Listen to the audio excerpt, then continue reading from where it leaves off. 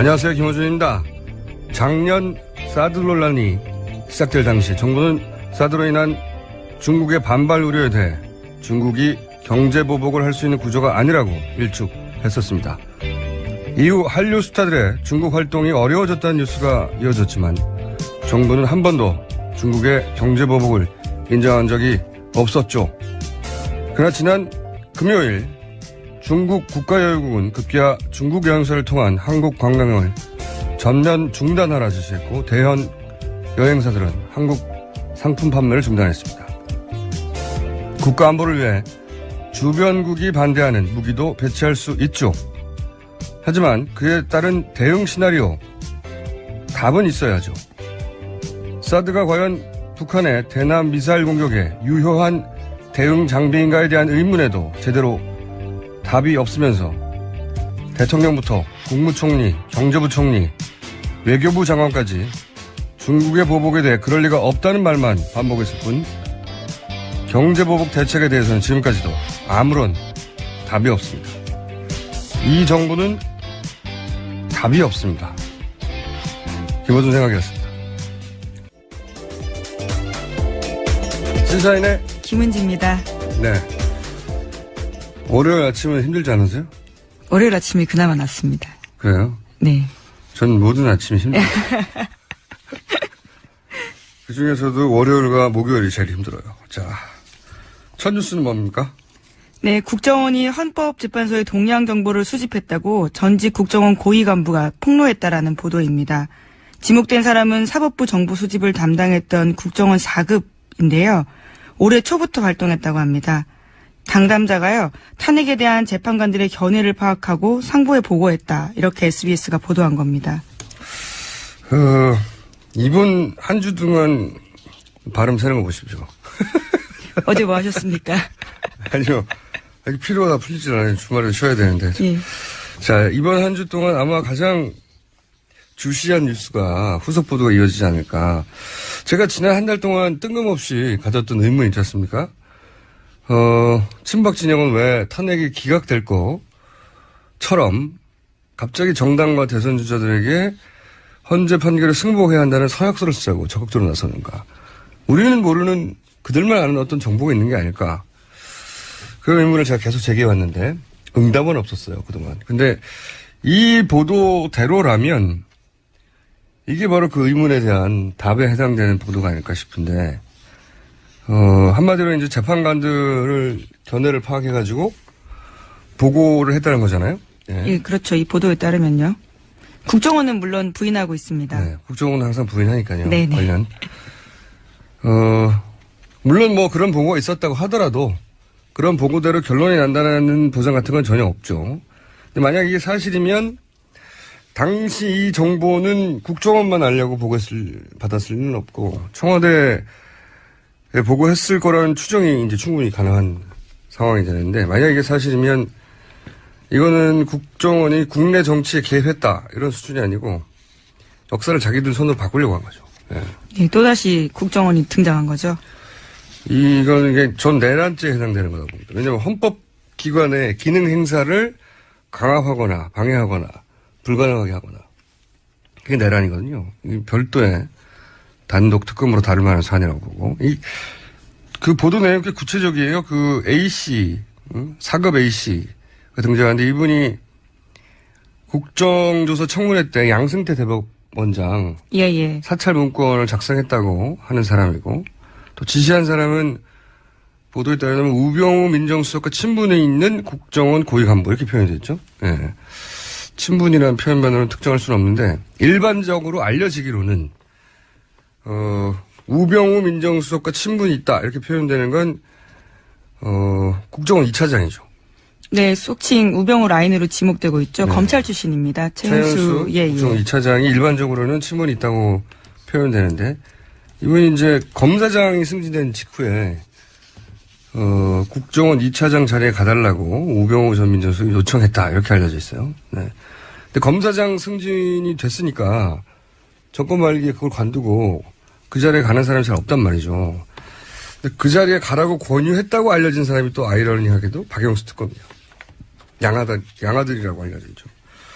아이러니합니다. 이게 지금은 서로 정반대 위치에 있으니까. 어쨌든 이번 주 내내 주시 뉴스가 전 될 거라고 보고, 참 참고로 재판관들에게 권총을 찬 경호원을 배치했다고 했잖아요. 예, 밀착 경호하고 있습니다. 저는 이 경호 인력도 이런 뉴스가 나온 김에 철저히 파악을 해봐야 된다. 왜냐면 제가 알기로는 국정원은 이런 인력 배치에도 영향을 미칠 수 있거든요. 꼭 그랬다는 게 아니라 이참에 파악을 해봐야 되겠다. 그런 생각이 듭니다. 네. 왜냐하면 가장 가까이 있는 경호 인력이다 보니까 그분들이 뭐 통화하거나 얘기하거나 계속 옆에서 지켜볼 수 있잖아요. 지난번에 한번 얘기했지만 운전기사와 네네. 경호 인력을 주요 통해서 취재원이라고요. 네. 네. 저도 운전기사나 이런 분들을 주요 취재원으로 삼은 적이 많습니다. 네. 국정원이라고 그러지 말란 법 있습니까? 자, JTBC도 후속보다 조금 있었네요. 네, 사정기관 관계자 증언을 보도했는데요. 이런 이야기입니다. 헌재 주변에 국정원 직원들 몇 명 더 보이긴 했었던 건 사실이다. 그렇게 해서 만들어진 정보로 BH, 그러니까 청와대에 전달한 게 확인이 된다면 사찰이라고 해도 할 말은 없다. 이렇게 인정을 한 거죠. 사정기관 관계자가 누군지 모르겠지만 후속 보도가 계속 이어지겠죠. 야당도 이런 뉴스는 정말 탄핵 심판 자체를 뒤흔드는 결과가 나오더라도 의심을 가질 수밖에 없는 뉴스라서 계속 나올 거라고 봅니다. 자, 앞으로 계속 주신 뉴스를 두고요. 다음 뉴스는요?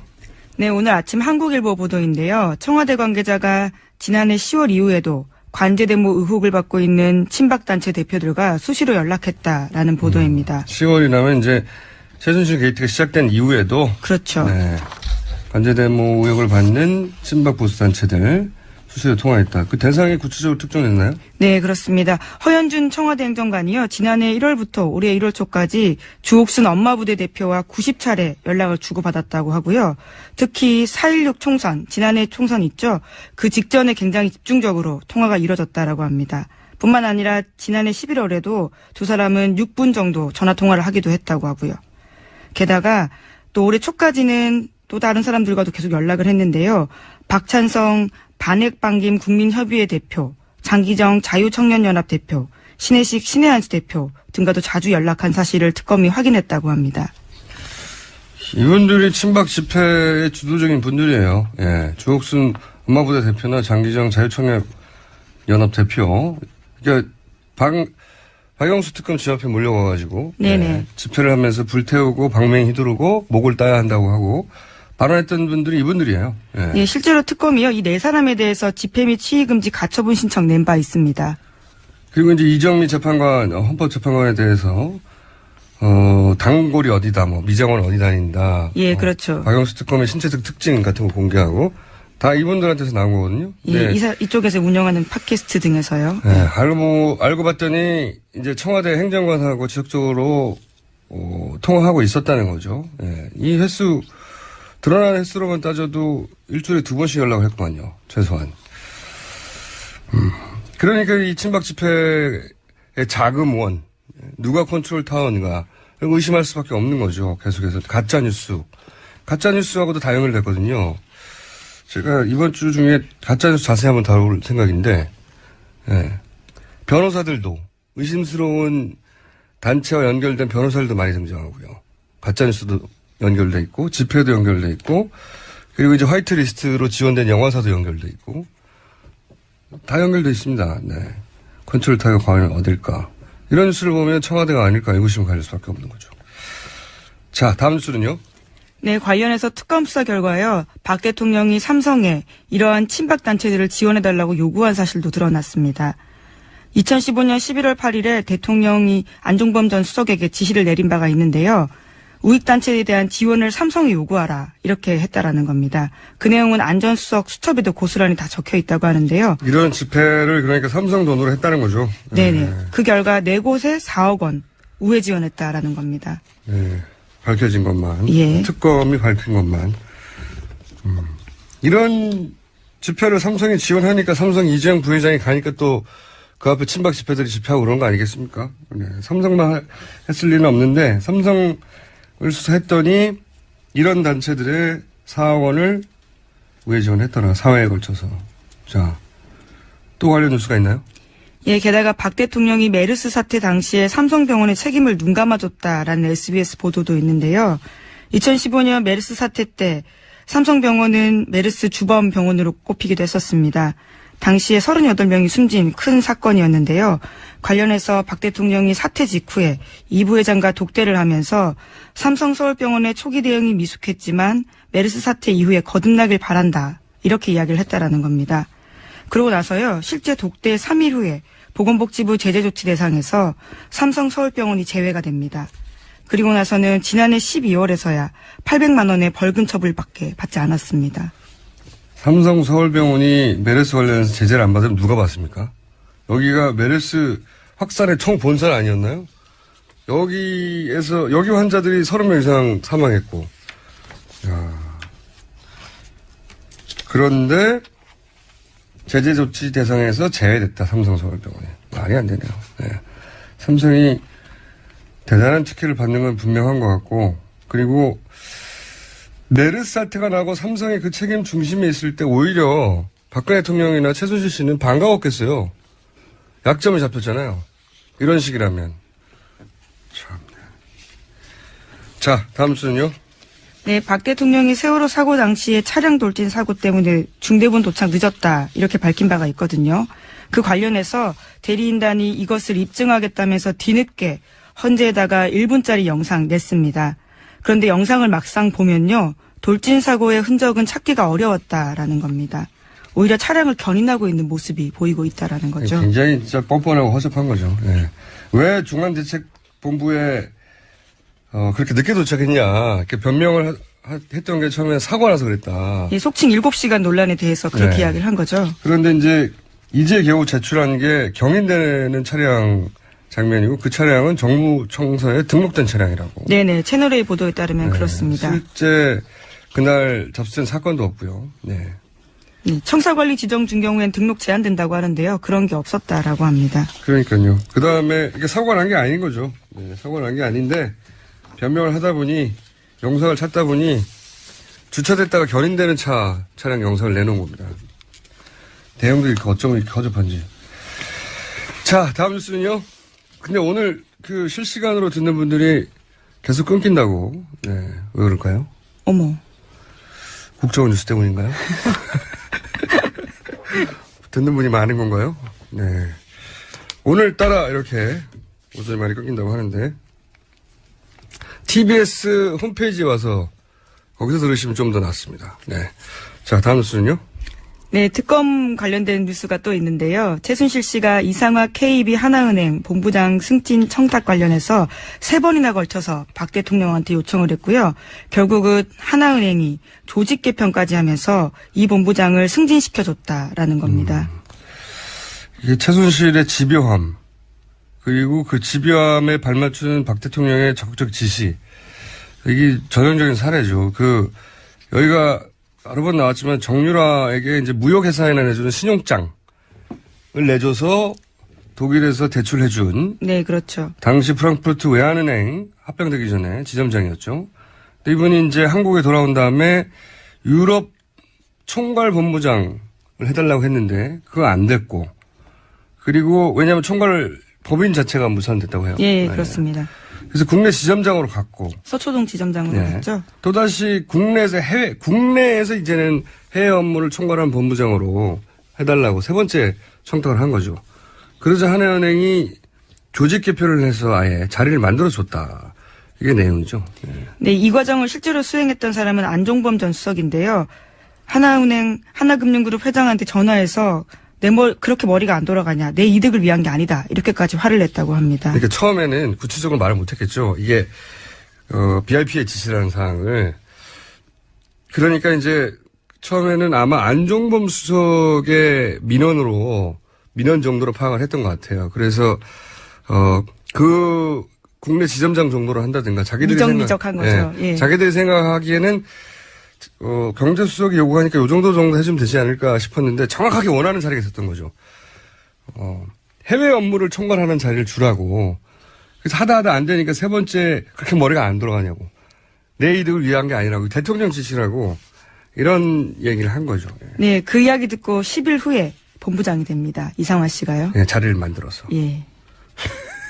조직 개편을 해가지고. 예, 재밌지 않습니까? 최순실의 집요함.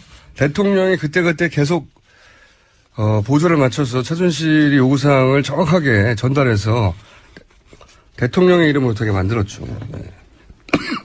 자, 다음 순요. 네, 또 특검에 따르면요. 남궁건 전 이화여대 입학처장이 2014년 9월 달에 최경희 전 총장에게 정유라 씨의 지원 사실을 보고했다고 합니다. 그러자 최 전 총장은 그럼 정유라를 뽑으라라고 하면서도 다만 내게는 보고가 안 된 걸로 해달라 이렇게 이야기를 했다고 합니다. 이제까지 전혀 모른다고 했었는데요. 이런 이야기가 나오는 거죠. 그러니까 저는 이제 좀 전에 얘기한 그 최순실 집연, 박 대통령의 적적 지시 그런 사례가 너무 많은데 오늘도 하나 나왔는데 이 이화여대 그 입시부정 사건도 저는 다 밝혀진 게 결코 아니라고 보는 게 이화여대 총장이면 그 분야에서 이제 명예, 지위 다 얻었단 말이죠. 그렇죠? 뭐가 아쉬워서 돈 많은 강남의 아줌마 딸 하나 정도로밖에 박 대통령과의 관계가 없다면 그 딸 하나 때문에 이렇게까지 하겠습니까? 다른 모든 최순실 이건에는 박 대통령이 수석을 통해서 적극 개입했다는 게 계속 나오잖아요. 정유라 말을 사주느라고 삼성을 그렇게 못 살게 본 거 아니에요. 덕분에 삼성도 이득을 얻었지만 서로. 그러니까 정유라 입시 문제에만 박근혜 대통령이 그냥 구경만 하고 있었다. 뒷짐지고.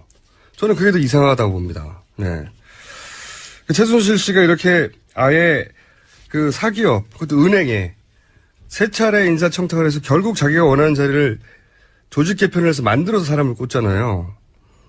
그런 정도로 적극적이고 집요한데, 그리고 거기에 박 대통령이 항상 보조를 맞춰서, 그 명령을 대통령의 이름으로 수석을 통해 내렸는데, 이 정유라 문제만 전화통화 한 번 없이 그냥 구경만 하고 있었다. 저는 그게 더 이상하다고 봅니다. 예전에도 한번 전해드린 바가 있는데 노웅래 더불어민주당 의원의 폭로에 따르면 자주 통화하는 총장 3명 중에 1명으로 최경희 총장이 꼽히고 그러니까요. 있죠. 근데 네. 거기까지 사실 확인이 안 되고 있는데. 네. 자, 뉴스 하나 정도 더 할 수 있을 것 같은데, 1분밖에 안 남았습니다. 하나 정도. 예, 어제 국민일보와 한국사회 여론연구소 공동조사에 따르면요. 박 대통령 구속수사가 필요하다라는 여론이 78.2%라고 합니다. 탄핵 인용을 바라는 여론하고 비슷하네요. 예. 네. 근데 저는, 이걸 이제 양분된 국론이라고 자꾸 보도하는데, 지금 석 달째 80% 전후로 한 2, 3%씩 플러스 마이너스 탄핵과 구속을 지지한단 말이죠. 오늘은 이제 구속에 대한, 구속을 지지한다는 거고. 그리고 한 15% 전후로 기각을 지지해요. 근데 재밌는 게 자유한국당 지지자들 중에도 거꾸로 탄핵과 구속을 찬성하는 분들의 비율이 한 15% 정도 됩니다. 자유한국당 지지자 내에도. 그렇지만 그렇다고 해서 양분된 자유한국당이라고 보도 안 하거든요. 그렇잖아요? 그리고 양분된 친박 지지자라고 보도 안 한단 말이죠. 그 80% 전후는 사실은 압도적인 여론이에요. 예를 들어서 위안부 협상 다들 잘못됐다고 생각하고 90% 이상 재협상해야 된다고 생각할 것 같지만 위안부 재협상도 70%밖에 안 됩니다. 지난 2월 달에 갤럽 조사였는데. 그러니까 그런데 탄핵돼야 한다는 게 80%다. 단일 사안에 이런 여론조사 수치는 정말 드문 건데, 이게 벌써 거의 석 달째 안 움직이고 있잖아요. 이게 국론이 양분된 게 아니란 말이죠, 전혀. 정말 드물게 국론이 거의 통일된 거예요, 이 사안은. 자꾸 양분된다고 보도하는 건 대단히 잘못된 보도라고 생각합니다. 자, 네, 해당 여론조사는 95% 신뢰 기준에 플러스 마이너스 3.1%포인트 유무선 전화 RDD 방식으로 이루어졌습니다. 네, 국민일보 한국사회여론조사, 예. 연구소 공동조사였고요. 구속수사가 78.2% 필요하다는 거. 자, 오늘 여기까지 했고 끊김 현상은 이유는 모르겠습니다. 저희가 중요한 내용을 말할 때만 그랬었는데 오늘은 브리핑밖에 없었는데 국정원 관련 뉴스 때문인가요? 여기까지 하겠습니다. 시사인의 김은지였습니다. 감사합니다. 보수 진영의 잠재 대선 후보군 중에 황교안대행이 유일하게 두 자리 지지율을 유지하고 있는 가운데 홍준표 경남도지사가 다크호스로 떠오르고 있습니다. 홍준표 도지사 전화 연결해보겠습니다. 안녕하세요. 오랜만입니다. 이렇게 인터뷰하는 게 얼마만입니까? 한때 거의 매주 인터뷰하고 지냈는데, 그렇죠. 예, 이렇게 잠재 대선 후보로 다시 만났습니다. 잘 지내셨어요? 좀 힘든 시간이 좀 있었습니다. 제가 그 독고다의 홍반장이라는 별명도 만들어드렸는데, 네. 새누리당 대표까지 되셨다가, 네. 그때 한나라당이었죠. 금방 쫓겨나신 게 벌써 5년 전입니다. 5년이 됐어요. 네. 그거 쫓겨난 게 아니라 내가 사표 내고 나왔죠. 쫓겨난 거죠. 그렇죠? 네, 쫓겨나셨죠. 합시다.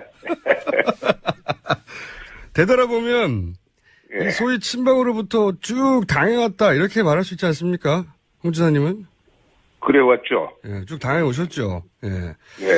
그때 5년 전에 이제 대표에서 금방 쫓겨나신 후에, 제가 정치인 홍준표는 이렇게 끝이 나나 그랬었어요. 그래서 그때는 저한테 전화하셔가지고 이제 종편 같이 하자고 몇 번이나 그러셨잖아요.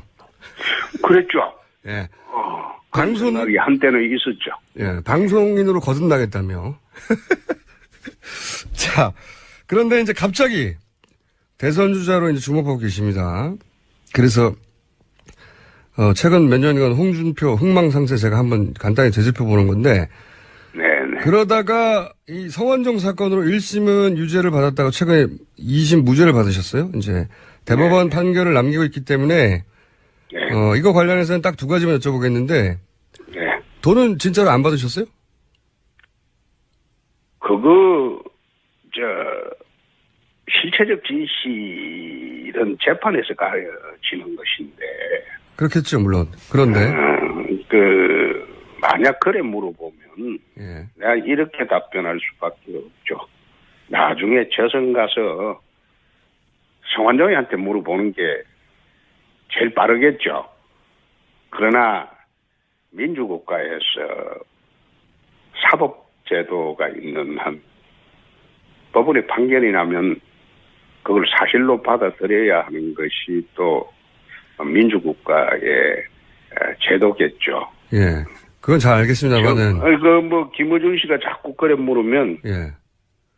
나중에 내 저선 가서 성완종이한테 한번 물어볼게. 아니, 그렇게 말고, 제가 그 지사님을 오랫동안 잘 알아왔지 않습니까? 네. 지사님도 저를 잘 아시고. 그냥 그래서, 그냥 단도직입적으로 여쭤보는 겁니다. 안 받으신 건가요? 네. 네. 난 그 사람 잘 몰라요. 알겠습니다. 제가 이런 질문을 드린 이유는 어쨌건 대선 출마할 수도 있는 마당에 네. 직접 본인 입장을 밝혀주긴 해야 하는 것 같아서 여쭤본 거고요. 두 번째 질문은 네. 1심 때 법정 출두하면서 아주 짧게 이게 다 업보라고 하셨어요. 그때 처음으로. 그렇습니다. 그때 왜 그런 말 하셨습니까? 이 사건 처음에 1년 10개월 전에 문제가 될 때 내 그런 생각을 했습니다. 왜 그런 생각을 하셨어요? 검사를 하면서 예. 많은 사람을 단죄를 했죠. 그리고 정치하면서 상대방 가슴에 못 박는 말을 많이 했죠. 그래서 내 업보를 치르는 중이다. 그래서 이번에 아마 항소심 무죄 판결 나면서 내가 쌓은 업을 치렀다고 생각했습니다. 그래서 요즘은 좀 가뿐해졌습니다. 그러니까 앞으로 남한테 예전에 이제 검사하면서 피의자를 험하게 다뤘다든가 정치하면서 상대한테 상처가 되는 말을 했다든가 이런 업보를 받는다. 그런 생각을 하시고. 그래서 앞으로 이제 상처 주지 말고 정치하자 이런 성찰, 다짐 이런 이야기였나요? 그렇게 해야 되는데 네. 자꾸 나를 건드리면 또 달라지겠죠? 아니 근데 그래놓고 뇌물 먹고 자살한 사람 이런 표현을 또 왜 하셨어요? 그거는 내가 민주당 일각에서 대선 후보 자격 논란을 이야기하길래 네, 그거는 알겠는데 아니 그래서 그 말을 하게 된 거죠. 그러니까 제 말은 뭐냐면 업보를 말씀하시는 분이 또 왜 상처 주는 표현을 다시 하셨냐고요. 나를 건드리니까 그렇지. 안 건드리면 내가 그 이야기 할 이유가 없지. 아니 업보를 말씀하셨으니까 제가 그런 말 하는 거 아닙니까? 왜 또 다른 업보를 그렇게 대선을 지금 언급하는 마당에 다시 쌓기 시작하시냐 이런 말입니다. 예. 아니, 자기들은 그런 그 자격 문제가 있는 사람들이 왜 그걸 나한테 그걸 갖다가 시비를 거냐. 예. 그냥 시비 걸지 마라. 그 뜻이죠. 예. 울컥하신 거죠. 그렇지. 기분 나쁘지.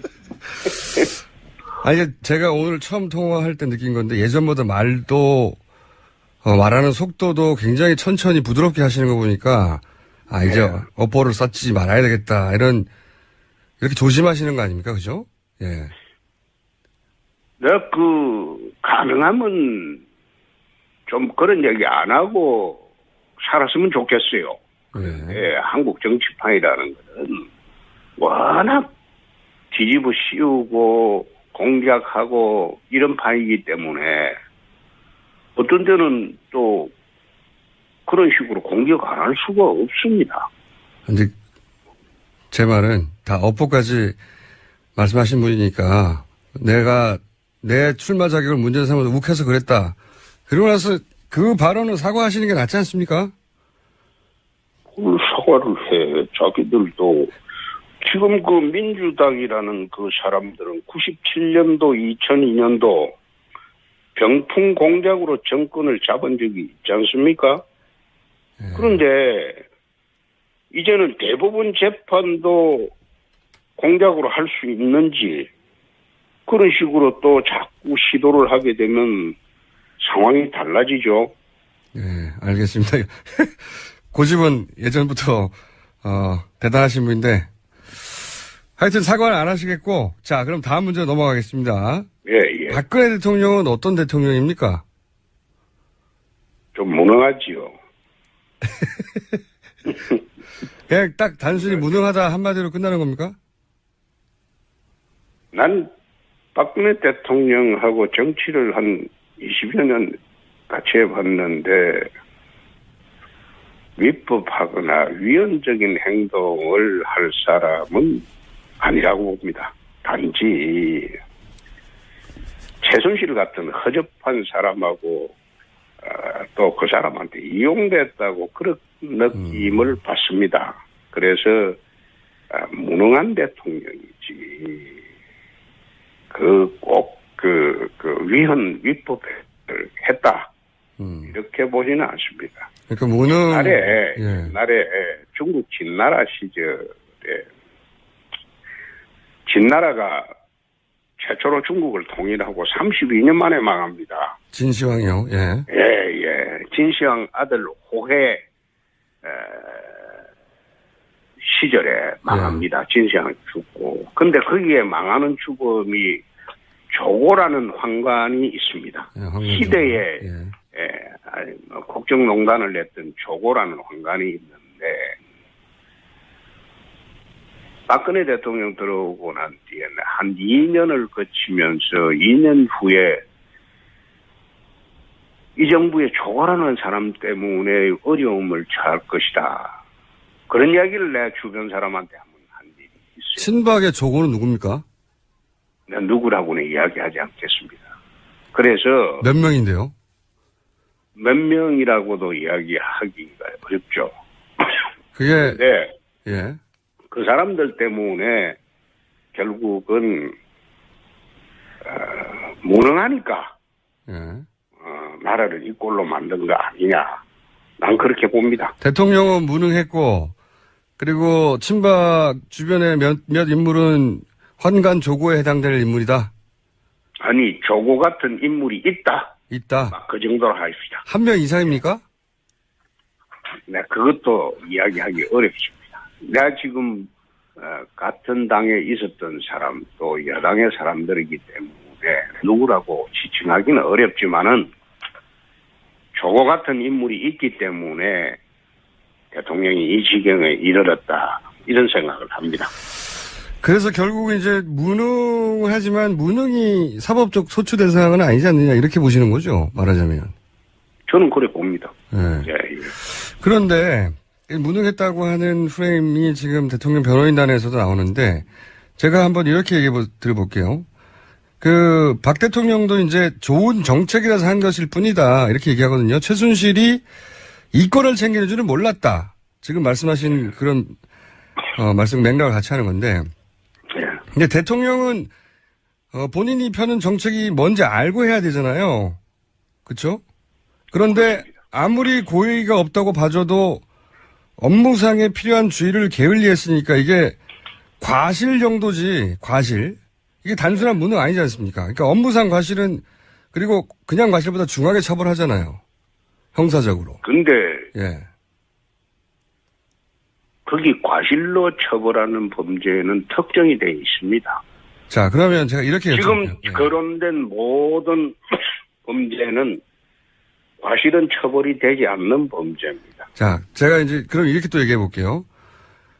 구체적으로 하나만 예를 들어보겠습니다. 이제 대통령이 최순실을 추천한 민간인 2명을 안종범 경제수석을 시켜서 KT 회장에게 전화해서 KT에 취직시켜준 사건, 이건 아시죠? 그거는 내 언론을 통해서 안 봤어요. 예.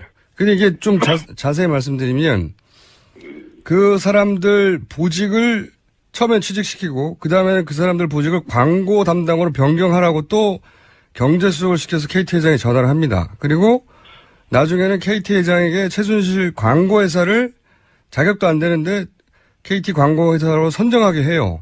그래서 최순실을 추천한 2명이 KT 내에서 최순실 광고회사에 KT 광고를 몰아줍니다. 이런 사건이 있었고 안정범 수석도 인정했고 안정범 수석 다이어리도 나오고. 그런데 대통령이 민간인 기업의 보직을 정해서 취직시킨다. 그리고 나서 광고회사를 그 광고 담당으로 시킨다. 이거는 어린애도 아니고 너무 뻔하지 않습니까? 이렇게 되면 대기업 광고를 최순실 회사가 먹겠죠. 도지사님이 검사 시절에 이런 거 그냥 모르고 그랬다고 믿어주시겠습니까?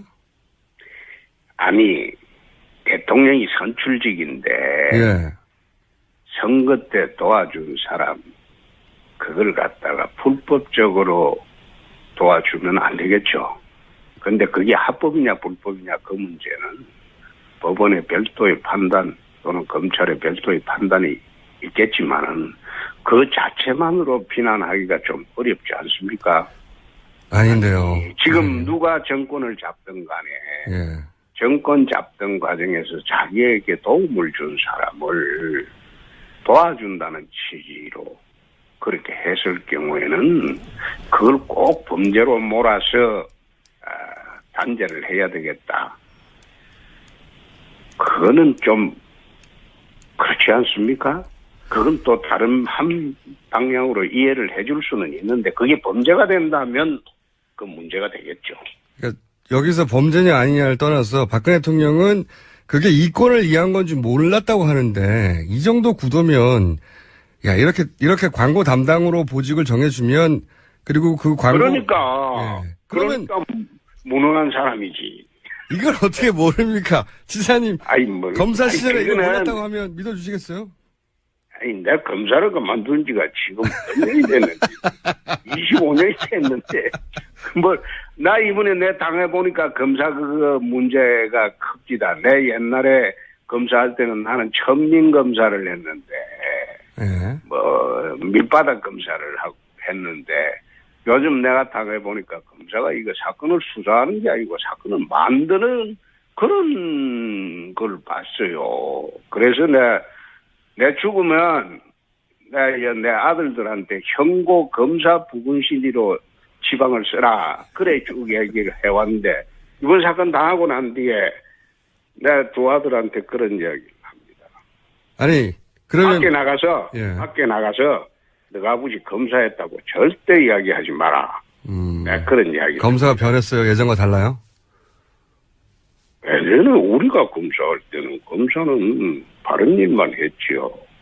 바른 일만. 자, 그러면 지사님 이번 특검 수사는 그럼 검사에게 나와서 하는 말인데 어떻게 평가하십니까? 특검 수사는. 원래 특검은 그거는 그 정치검사입니다. 네? 특검이 순수 사법이라고 보기는 어렵습니다. 정치권에서 임명된 일종의 정치검사들인데 이번 특검의 수사 과정을 지켜보면서 내 잘잘못을 떠나서 여론에 따라가는 수사를 하는 거 아니냐. 그런 느낌을 받았습니다. 그러면 특검보다 오히려 검찰 특수본이 더 올바른 수사를 했었다 이렇게 보십니까? 특수본은 나는 저거는 만들어 놓고 제대로 수사를 못했다고 봅니다. 그리고 상대적으로는 어쨌든 특수본이 나왔습니다. 특수본에서 기업 사람들은 피해자로 봤습니다. 그때는 피해자로 봤죠. 특검에 가자마자 그게 갑자기 가해자로 둔갑을 했습니다. 공범이 됐죠. 근데 그거는 제가 보기에는 증거 또는 수사에 의해서 바뀐 게 아니라 어떻게 보면 여론에 따라가는 수사를 하다 보니까 갑작스럽게 그렇게 바뀐 게 아닌가 그런 생각도 해봤습니다. 그러면 특수본이 오히려 더 올바로 수사했다는 말씀이 되는 건데요. 근데 특수본도 제대로 수사 못했죠? 안 했죠? 도지사님이 1년 반 전에 성완종 사건으로 기소될 때 지금 검찰대로 정치검찰이라고 하셨어요. 내가 정치검찰이라고 한 기억은 없습니다. 기사에 그렇게 나옵니다. 저도 기억이 나요. 아니 기사에 그래 정치적이었다. 예. 그렇죠. 그 결론은 정치적이었다는 건데 예. 그거는 성완종 리스트는 나중에 한번 재수사해 볼 기회가 있으면 알게 될 것입니다만 그거는 2012년도 박근혜 대통령 선거 당시에 대선 자금 문제입니다. 대선 자금 문제인데 그걸 피해가기 위해서 사건을 만들다 보니까 내 사건하고 이완구 사건은 대선 자금이 아니죠. 하나는 경선 자금으로 만들어놨고 하나는 선거 자금으로 만들었죠. 그래서 내가 좀 결론을 낼 때 이것은 정치적인 목적을 갖고 한 수사가 아닌가. 내가 그런 이야기는 한 적이 있습니다. 그 사안은 저희가 따로 한번 언제 시간이 되면 다루기로 하고요. 제가 이 질문을 드린 이유는 뭐냐면 이제 특검이 정치적이라고 하시니까 원래 특검은 정치권에서 임명을 하고 정치적인 성향을 안 지닐 수가 없습니다. 그래서 내가 하는 소리입니다. 그게 나쁘다 좋다를 떠나서. 예, 알겠습니다. 헌법재판소하고 대법원이 또 다른 것은 헌법재판소의 본래적 본질은 정치적 사법기관이라고 헌법책에 되어 있습니다. 대법원은 순수 사법기관이에요. 왜 그런가 하면 헌법재판소는 정치권에서 다 임명을 하기 때문에 정치적 사법기관이라는 겁니다. 알겠습니다. 그래서 헌법재판소 결론을 할 때는 정치적인 판단이 반드시 들어간다는 겁니다. 자, 그러면요. 특검이 이재용 부회장에게 영장을 신청한 것도 정치적 편향이었다고 보십니까? 그거는 대답하지 않겠습니다. 그거 대답하면 예. 또 확작직걸 하기 때문에 그건 내 생각을 가지고 있긴 하지만 그건 대답하는 성질이 것은 아닌 것으로. 그러면 특검은 계속 정치적 하셨는데 그러면 영장을 발부한 법원도 정치적이 되는 거 아닙니까? 영장 발부했는데 이재용 부회장이. 그걸 내 보면서 느낀 점은 예. 처음에 영장이 기각됐을 때 법원 앞에 반대단체자들이 천막을 치고 영장 기각한 그 판사를 성토를 냈어요. 예. 천막을 쳐놓고. 예. 그러니까 판사님들이 출퇴근하면서 그걸 볼 것 아닙니까? 예. 얼마나 심리적 압박을 받았겠습니까? 아니, 천막 때문에. 하자면, 난 꼭 그런 게 아니라, 예. 그거는 재판을 여론으로 하겠다는 거예요. 그런 식으로. 그러니까 친박 단체도 거기 앞에서 집회 많이 합니다. 똑같죠. 똑같죠. 재판은 지금 헌법재판소를 압박하는, 양진영의 집회와 시위도 이게 자제가 되어야 됩니다. 지금 앉아서 여론으로 재판하고 여론으로 결정하겠다고 하면 이게 인민재판이지 어떻게 민주주의 하에 정당한 사법권이 독립이 보장되는 그런 재판이 됩니까? 사법부도 인민재판을 했다고 보시는 거죠? 그러면? 아니죠. 김어준 씨는 그런 식으로 단정하기 때문에, 뉴스나 이런 데서 떴는지 모르나. 그 이야기는 그런 식으로 단정하면 안 되죠. 알겠습니다. 도지사님, 지금 오늘 시간이 별로 없으니까 네. 또 잠시 후에 또 다른 인터뷰 하신다면서요. 요즘 인터뷰 이렇게 많이 하시는지. 아니, 내가 인터뷰 안 합니다. 안 하세요? 네. 잘 안 합니다. 네. 김어준 씨하고 하는 이야기라고 해서, 네. 그, 김어준 씨하고 지금 뭐, 몇 년 지났죠? 그러니까요. 인터뷰 참 많이 몇 했어요. 년 지나서, 내가, 라디오 인터뷰는 김어준 씨하고 내가, 2년 만에 처음 하는 겁니다. 5년 만에 처음이에요. 5년 만에. 앞으로도 저희 방송하고 아니, 많이 다른 해주세요. 방송하고도 인터뷰를 안 했다니까? 그거 알고 있습니다. 알고 있고요. 그런데 김어준 씨라서 내가 이야기를 했는데, 김어준 씨도 지금 아마 재판 받고 있죠. 힘들 거요. 한번 받아보소. 자, 도지사님 시간이 부족하니까 다음에 꼭 한번 출연해 주시고, 대선 출마는 아직 확실하게 결심을 안 하시는 겁니까? 예. 그건 좀 더 이따 한번 보입시다. 그러면 출마를 안 하게 되는 조건도 있으십니까? 예를 들어서 탄핵의 결론이 어떠냐에 따라 아니면 지지율이 어떠냐에 따라. 그거는 내가 지금 오늘 아침은 이건 답변하는 거 아니라고 봅니다. 하여튼 안 하실 수도 있다는 거죠. 아니. 그러면요. 꼭 그래 답변을 요구하면 그게 이제 김어준 씨는 지 마음대로 사는 사람이잖아요. 아니, 도지사님은 그럼 누구 그러니까 눈치 보고 답변도 사셨어요? 그런 예. 식으로 마음대로 요구하면 안 되죠. 아니, 그러니까 안 하실 수도 그 있냐고요. 답변 잘못하면 예. 그것도 그게 발목을 잡습니다. 그건 나중에 이야기합시다. 그러면 안 하실 가능성은 없는 거죠? 아니 하고 안 하고 그건 나중에 하자니까. 나중에. 그리고 방송 진행 잘하시고 저는 김어준 씨를 보면 참 부럽다는 생각이 세상에 저래 마음대로 자기 속마음을 다 드러내놓고 살아도 참 따르는 사람이 많으니까 이게 얼마나 좋은 인생입니까? 대통령이 될 수 있는 확신이 드실 때 나오신다고 하셨던 것 같은데 다른 인터뷰에서 그 확신은 뭘 판단으로 보고 하십니까? 아니 예. 저는 느낌? 초상집에 예.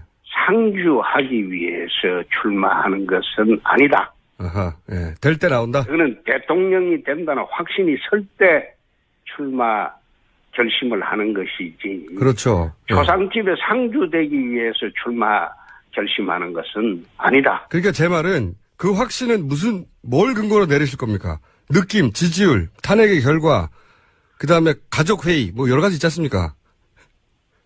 김어준 씨는 자기가 결정할 때 어떻게 합니까? 저는 혼자 하죠, 그냥. 그렇죠. 예. 저도 그렇죠. 근데 이제 뭘 보시고 할까? 여론 지지율이 가장 중요한가요?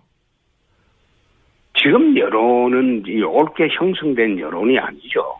그러니까 여하간. 그건 알겠는데요. 이거는 그러니까 근거가 뭐냐 궁금합니다. 아니, 지금은 좌파 강풍 시대이기 때문에. 예. 그럼 지지율은 아니고. 영답을 잘하네요. 영남 지지율은 어떠세요? 영남 지지율을 근거로 할 것이다. 아니, 꼭 그것보다도, 예. 제가 판단을 해보고, 예. 결심이 서면, 그때 내가 김어준 씨한테 제일 먼저 전화 드리겠습니다. 알겠습니다. 저하고 지사님하고 정치적 교집합이 없었지만 항상 친하게 지내왔지 않습니까? 네. 교집합도 있지요. 어떤 게 있습니까? 교집합을 찾아본 적은 없는데 한 번도. 마음대로 자기 결정을 하고, 그건 정치적 교집합. 과감하게 세상을 산다는 것은 비슷할 거요. 네, 마음대로 사는 건 비슷한 면이 있는데요. 아니, 정치적으로 과감하게 한 번도. 세상을 산다는 거. 과감하게 알겠습니다. 예. 예. 정치적으로 한 번도 교집합은 없었어요. 자, 이건 어떠십니까? 예. 출마하시면 황교안 대행부터 얘기해야 되는데 지금 보기에는 본인과 황교안 대행을 정치적으로 비교하면 어떻습니까? 그건 황대행하고는 제가 뭐 비교를 하거나 해본 일은 전혀 없습니다. 한번 해보시면요. 지금 뭐 지금. 황대행은 예. 대통령이 사실상 유고인 상태에서 안정적으로 나라를 이끌고 있다고 봅니다.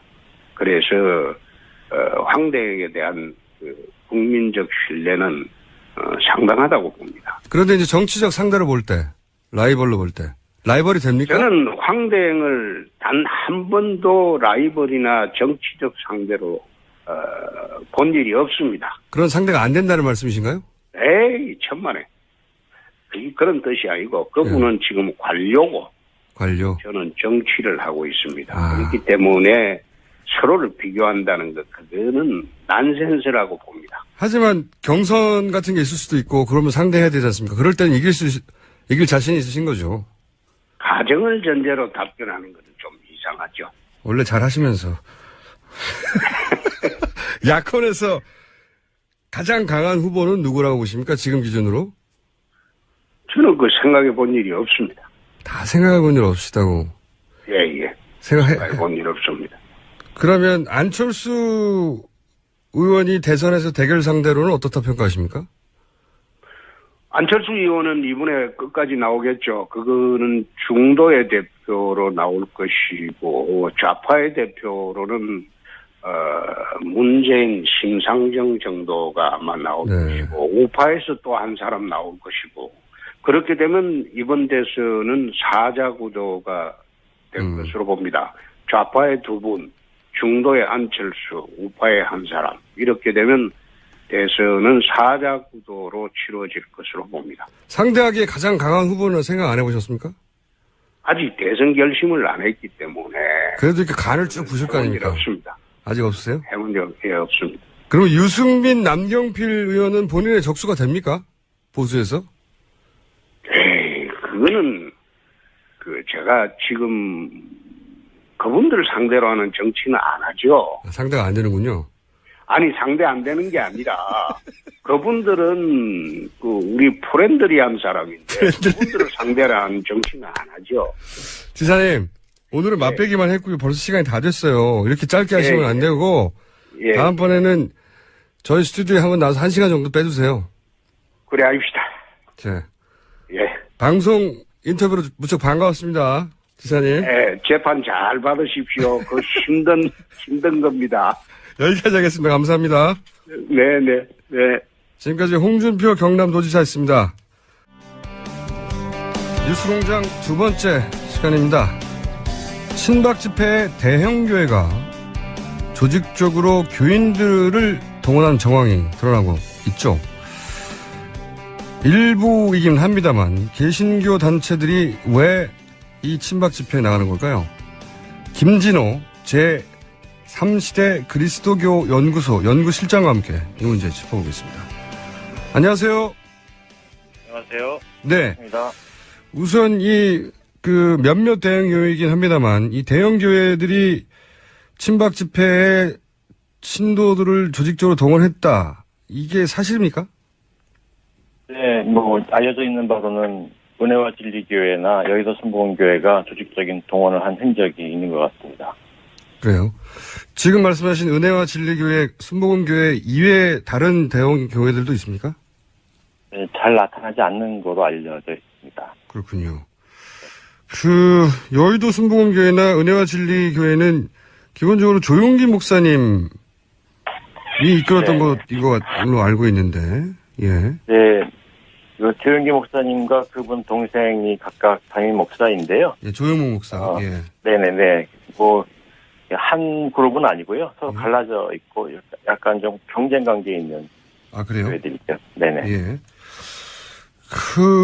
이 조용기 목사, 그리고 조영목 목사, 이분들이 이 친박 집회에 적극적인 이유는 뭘까요? 네, 조영기 목사는 지금 현직에서 은퇴해 있기 때문에 이 친박 집회에 어떤 의견을 가지고 있는지는 명확하게 드러나 있지 않고요. 예. 조영목 목사님은 굉장히 적극적으로 동원하고 있는 것 같고요. 또 여의도 순복음교회도 그렇게 적극적으로 하고 있는 것 같습니다. 조영기 목사님은 은퇴한 경우니까 좀 다르라고 할 수 있을 것 같습니다. 제가 좀 이따 다시 한번 여쭤보겠지만, 네네. 그 이유가 궁금한 건데, 우선 그 전에, 동원 방법은 구체적으로 어떻게 된 겁니까? 대형교회가 동원하는 것은 담임 목사가 강권하는 건데요. 예. 예, 담임 목사가 교회에 예배라든가, 밖에 여러 공지 방법을 통해서 교인들에게 참여하는 걸 권고하는 것이죠. 참여를 권고하고, 당일날은 이제 그 버스를 대절해서 네네. 신도들을 실어 날랐다고도 하던데 그런 방법도 동원하는 거죠. 네, 일단 관광하고요. 예. 그다음에 이제 버스를 동원해서 타게 하는 것이죠. 은하질길 같은 경우는 한 20대 정도 45인승짜리 버스가 20대 정도가 동원돼서 사람들을 실어서 나른 것으로 알려져 있습니다. 그리고 그 개신교 신자들, 그 교회의 개신교 신자들 단체 카톡방 보면은 네. 우리가 흔히 가짜뉴스라고 하는 이게 친박발 뉴스, 이 뉴스도 많이 오간다고 하는데 어떤 내용들이 오간다고 합니까? 네, 뭐 제가 직접 본 것은 아니고요. 예. 뭐 이렇게 우리가 흔히 알고 있는 그 가짜 뉴스들과 내용이 비슷한 것 같아요. 그리고 뭐 이번 헌재가 이 잘못되어 있다라는 거, 뭐 좌파들에 의해서 좌지우지된다라든가 뭐 이런 정도에 있는 것 같습니다. 그러면 이 집회에 버스까지 타고 오시는 신도들은 또 어떤 분들입니까? 교회가 동원하는 신자들 같은 경우는 이게 적극적인 참여자들은 아닌 것 같고요. 예. 그냥 뭐 어떤 경우는 이유도 모르고 그냥 목사님이 강권하니까 참여하는 경우도 있는 것 같고요. 예. 되게 연세가 많고 또 이렇게 학력도 많지도 않고 이런 분들이 좀 더 많이 참여하는 것 같습니다. 개신교 내부에서도 이렇게 친박 집회에 참여하는 신도들의 행태 또는 그 신도들을 동원하는 목사님들의 행태에 대해서 비판적인 목소리가 있긴 있습니까?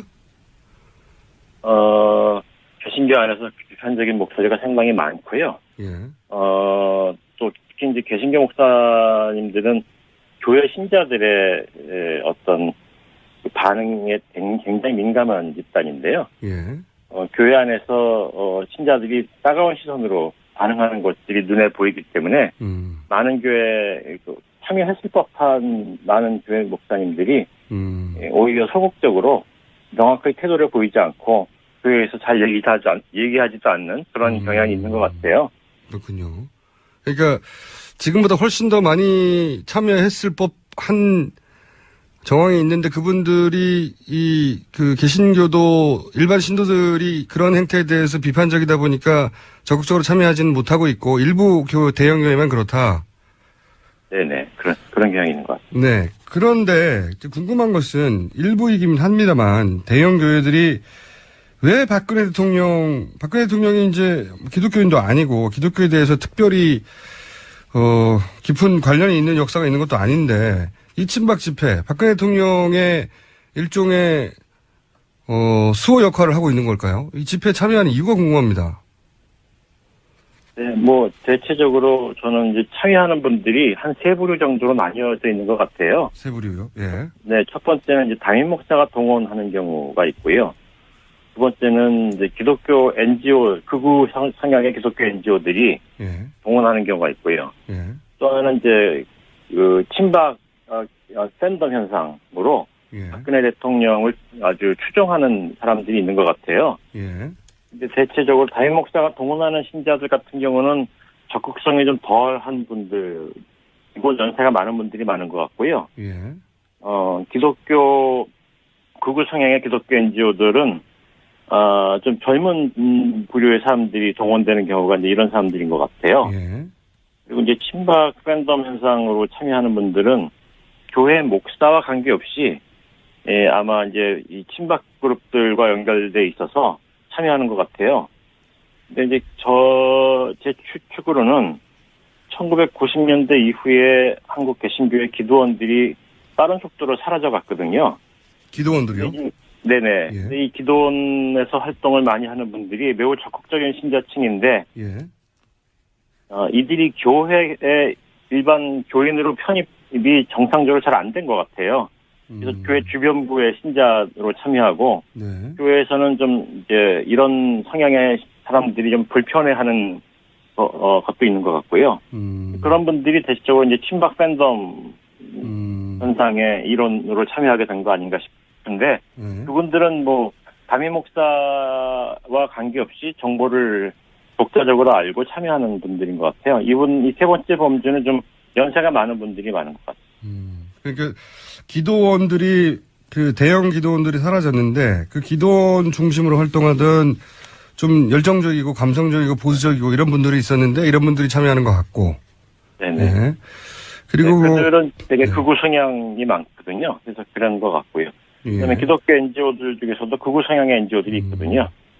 그런데 이제 이런 이런 세 루트의 참여자들의 공통점은 극우 성향이라는 거죠.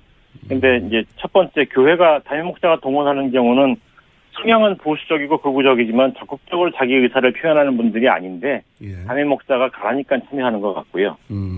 두 번째나 세 번째 경우 이제 기독교 NGO, 극우 성향 NGO 단체나 박근혜의 어떤 열광적 지지자들은 다 극우 성향인데 특히 이제 이 세 번째 부류는 박근혜 대통령에 대한 어떤 팬덤이니까 말할 것도 없지만 이제 개신교 이런 신자들을 동원하는 개신교 목사나 기독교 NGO들은 박근혜 대통령에 대한 특별한 열정이 있다기보다는 극우라는 점에서 만난 것 같아요. 근데 이런 활동에는 사실 비용도 들고 네네. 버스 동원하는데도 비용이 들어가지 않습니까? 네네. 그 비용적인 관점에서 어떤 커넥션을 찾을 수 있을까요? 네. 이제 비용, 재정적인 문제는 전적으로 담임 목사와 관련돼 있을 것 같은데요. 예, 특히 대형 교회를 갈수록 한국 교회는 담임 목사의 제왕적 권력이 잘 관철되고 있거든요. 그렇겠죠. 네, 그런데 되게 대형 교회가 두 부류로 나뉘는데요. 첫 번째 한 부류는 되게 90년대 이전에 대형 교회로 부상한 교회들이고요. 또 다른 부류는 90년대 이후에 대형 교회가 된 교회들인데 90년대 이전에 대형 교회가 된 교회들은 개신교가 막 급성장하던 시절에 대형화된 교회예요. 그런 교회는 새신자들이 많이 유입돼 들어오고요. 그래서 대형 교회가 됐다면 90년대 이후에는 새신자의 유입이 별로 없어요.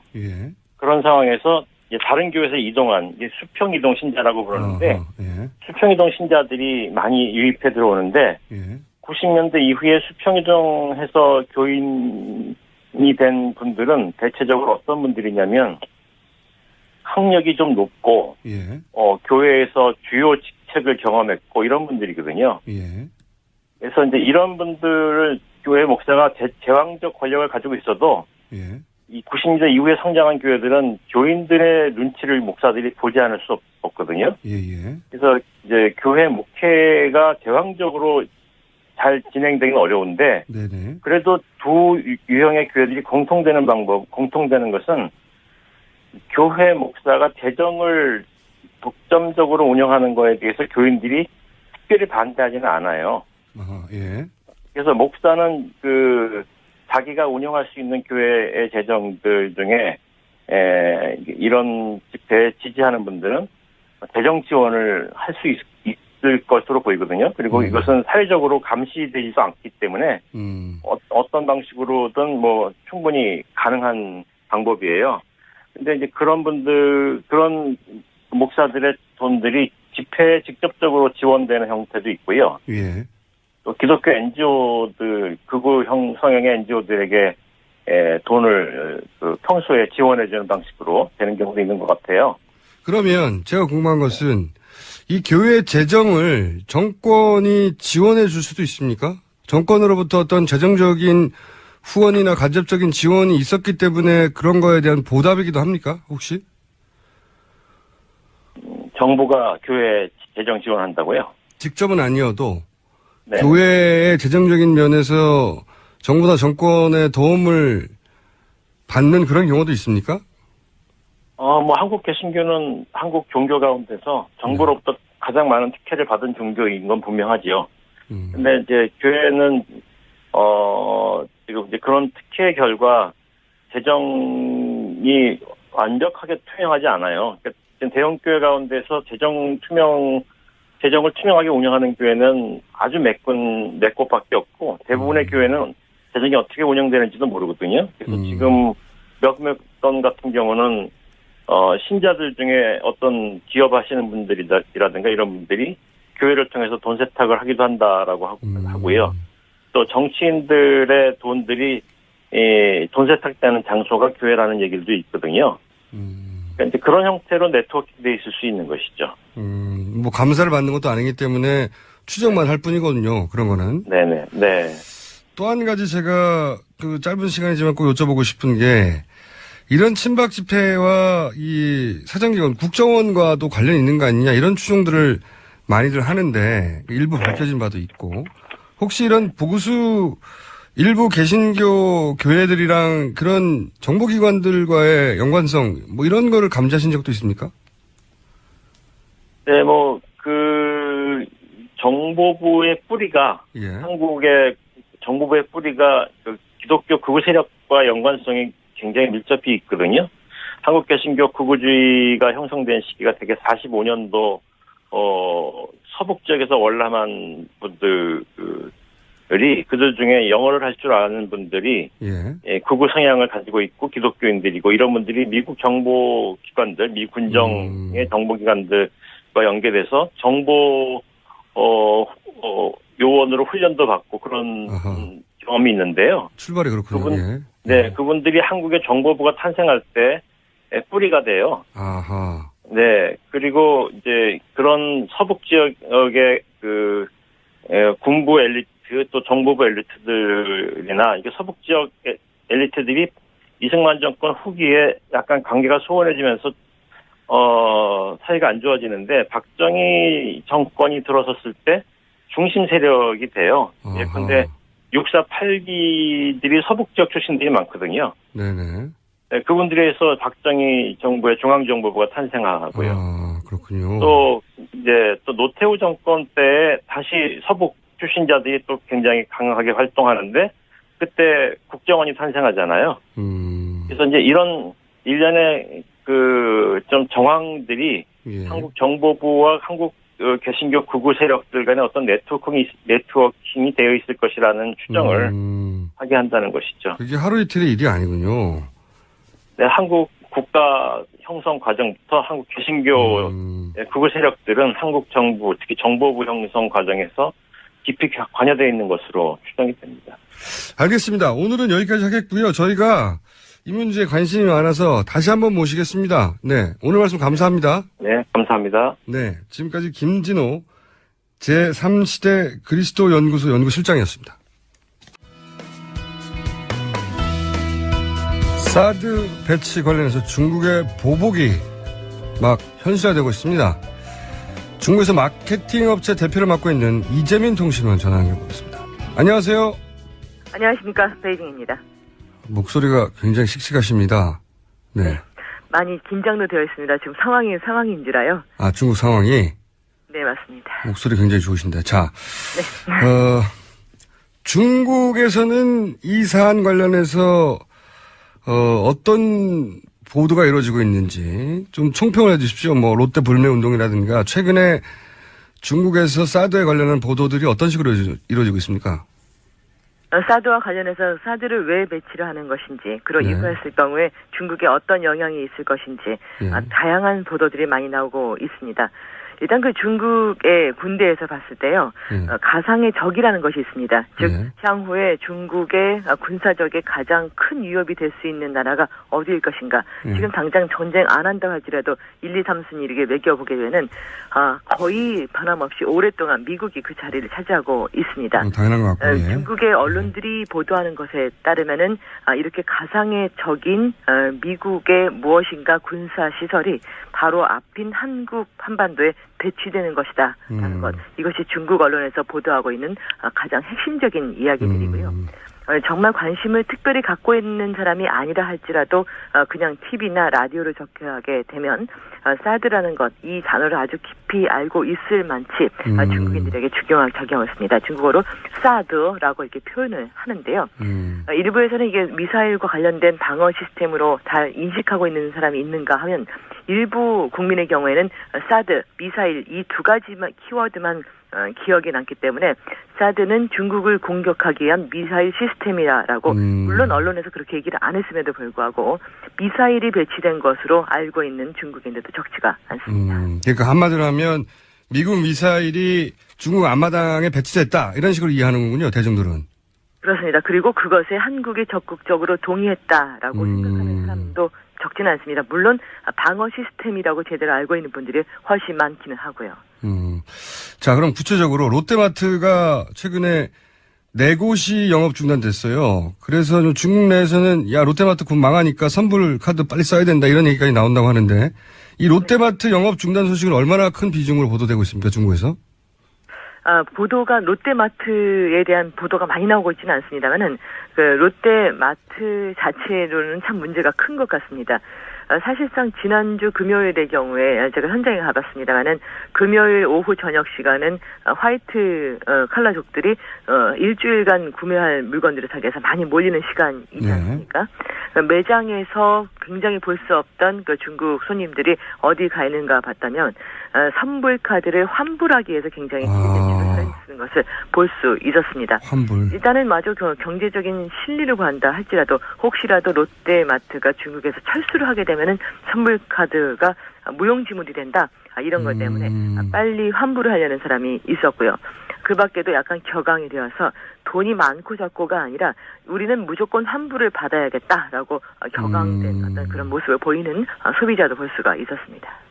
이 롯데마트는 4곳인데 4곳 이외에도 더 확대될 가능성에 대한 보도는 없습니까? 그런 것이 보도로 나오고 있지는 않습니다. 왜냐하면 중국 언론 자체가 뭔가 그 롯데에 대해서 보복 조치를 하고 있다, 뭐 이런 것으로 전해지지는 않고요. 지금 현재 롯데에 대해서 하고 있는 것도 주로 소방 안전 점검을 하고 있다, 혹은 이러한 점검 결과 부적격으로 판단이 됐다, 이런 것에 대해서 적합한 어떤 그런 대응을 하고 있는 것으로 나오기 때문에 향후에 롯데가 더 많이 철수하게 될 것이다, 이런 보도는 나오고 있지 않습니다. 하지만 겉으로야 소방 안전 점검이지만 대형 마트 4곳을 거의 동시에 지금 영업 중단을 시켰기 때문에 중국 내에서 중국인들은 이것이 이제 경제적 보복 조치이고 수가 있죠. 그렇게 알고 있는 거죠. 예? 그렇습니다. 네네. 그러면 다른 대기업들은 어떻습니까? 다른 대기업들도 상당히 조심하고 몸을 낮추고 있습니다. 현재 어떤 구체적인 제재라든지 이런 것이 있지는 않은 상태인데요. 일단 큰 거래가 달려있는 큰 금액의 거래일수록 이번 사드의 폭풍에서 영향받는 것은 많은 그런 것들을 볼 수 있습니다. 실제로 최근에 진행되고 있었던 한국에 대한 어떤 투자라든지 한국의 프로젝트에 참여하려고 했던 그런 많은 중국의 자금들이 있었는데요. 일단은 뭐 예를 들어가지고 당국으로부터 보고를 받았기 때문에, 당국으로부터 지시를 받았기 때문에 투자를 안 한다, 뭐 이런 것보다는 이렇게 예를 들어서 우리 돈으로 100억, 1000억 원 그런 규모의 어떤 투자를 하려고 하다가 만약에 한중 양국의 뭔가 정세가 안 좋았을 경우에 굉장히 난처하거나 혹은 불이익을 당할 수도 있는, 혹은 어떤 거래가 상당히 껄끄러워질 수 있다는 것이 있기 때문에 굳이 한국에 이 자금을 투입하는 것보다는 다른 제2, 제3의 보다 안전하고 확실한 자금으로 그런 방향으로 자금 투입하려는 움직임들이 아무래도 크기가 커질수록 굉장히 많은 것 같습니다. 실제로 특히 지난 2월 28일에 롯데 측이 사드 부지에 대한 계약을 정식으로 체결하면서 이러한 움직임은 더 커졌다고 할 수 있는데요. 실제로 2월 20일 조금 지나서 상당히 본격적으로 잘 진행되고 있었던 투자가 그 체결 이후 언론에 위험한 얘기들이 많이 불거져 나오면서 많이 중단된 전화를 받은 것, 좀 통보를 천천히 하자라는 통보를 받은 것들이 적지가 않습니다. 그렇군요. 그러니까 이런 롯데마트뿐만 아니라 앞으로 계획됐던 투자들도 주춤한 상태다, 그런 말씀이신 것 같고. 목소리가 젊은 박영선 의원 같아요. 네. 그렇습니까? 미모가 뛰어나긴 합니다. 자, 이건 어떻습니까? 네. 중국의 SNS죠. 웨이보에 한국인 출입 금지 이런 얘기도 나오고, 반한 분위기가 있다는 식으로 보도가 되는데 저희가 중국에 안 살다 보니까, 네네. 실제 반한 분위기가 있는지, 교민들은 걱정을 하는지 이런 게 궁금하거든요. 네, 일단 교민들이 걱정을 많이는 하고 있습니다. 모이게 되면은 가급적 어떤 정서를 자극하는 얘기를 하지는 말자. 죄송합니다. 그런 얘기를 하기도 하고요. 그리고 여러 사람들이 모였을 때 좀 SNS에 얘기를 하겠습니다만 실제로 제 주변에서 중국인들로부터 어떤 공격을 받았다라는 그런 얘기를 전해지는 건 없습니다. 그리고 SNS에 나왔던 한 식당에서 한국인을 거부했다라는 그런 이야기를 놓고서도 대부분의 제2, 제3의 사례가 관측되고 있지는 아직은 않은 상황입니다. 그렇군요. 다만 앞으로 이 상황이 불거졌을 때 어떻게 펼쳐질지는 조금 더 지켜봐야 될 것 같습니다. 실제 또 그런 그 우려 목소리에 대해서 젊은 세대들은 한류를 일찍부터 접해왔기 때문에 이런 게 중국 정부의 정책에 대해서 반감을 갖거나 특별한 효과가 없을 거다 이런 말도 있지 않습니까? 그건 어떻게 보세요? 네, 일단 지금까지는 큰 영향이 없는 것 같습니다만은 조금 더 이것이 확산될 경우에는 조금 생각이 달라질 수도 있을 것 같습니다. 중국의 어떤 젊은이들이 갖고 있는 것이 굉장히 개성이 넘친다라고만 생각하실 수 있습니다만은 중국의 국력이 부상하면서 느끼고 있는 중국 국가에 대한 자부심이 상당히 있다고 할 수 있습니다. 따라서 이것이 계속 이어질 경우에는 굳이 내가 이렇게 봐야 될 것인가, 혹은 예전에는 한국의 콘텐츠를 보고 그 다음 날 만났을 때 서로 이야기를 나누고 뭔가 공감하고 선물도 서로 주고 이런 것이 있었다고 하면은 조금은 나 혼자서 별도로 보는 쪽으로 다 같이 그러한 즐거움이나 입소문을 더 번져주는 효과는 많이 줄어들고요. 혼자서 보는 사람들로 좀 변화가 되지 않을까 이런 예상이 됩니다. 한국에 대한 호감을 공개적으로 표현하는 게 꺼려지는 분위기 이 정도는 이루어질 것 같다. 그거는 분명히 있을 것 같고요. 사실상 젊은이들이 이제 SNS상에서 굉장히 많이 얘기하고 있는 것은 사드와 관련해서 이것이 매치가 되냐 안 되냐 이런 얘기도 많이 되고 있는데요. 그중에서 상당히 많은 사람들은 중국과 미국에 예상되고 있는 4월 달의 정상회담에 관심을 갖고 있기도 합니다. 궁극적으로 봤을 때 이것이 그 한반도에 배치되는 것의 핵심적인 그런 화두는 미국 쪽에 있다고 얘기를 하는 것인데요. 이런 것과 관련해서 특히나 최근에 미국의 국무장관이 직접 중국을 방문해서 이와 관련된 대화를 나눌 것이다라는 것들, 이것이 중국 언론에 나오고 있습니다.